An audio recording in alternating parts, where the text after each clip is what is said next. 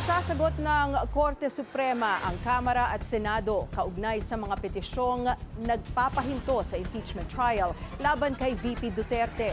Narito ang Agenda Weekend Report ni Andrea Salve. Pinagkokomento na ng Supreme Court ang parehong Kamara at Senado sa mga petisyong nagpapahinto sa impeachment trial laban kay Vice President Sara Duterte.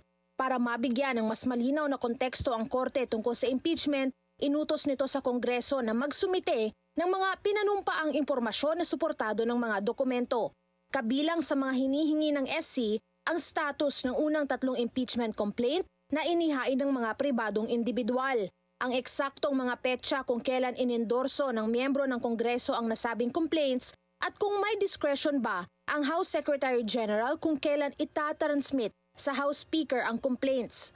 Gusto ring alamin ng SC kung anong committee ang sumulat sa Articles of Impeachment, kailan ito nabuo at kung naibahagi ba ito sa lahat ng miyembro ng Kamara. Pinako-consolidate din ng kataas-taasang hukuman ang 2 petisyon kaugnay sa impeachment trial. Kinumpirma ni House Secretary General Reginald Velasco na kanila nang natanggap ang formal na utos ng SC noong Huwebes, July 10. Na-forward na rin daw ito sa kaukulang mga opisina. Para sa Agenda Weekend, Andrea Salve, Billionaire News Channel.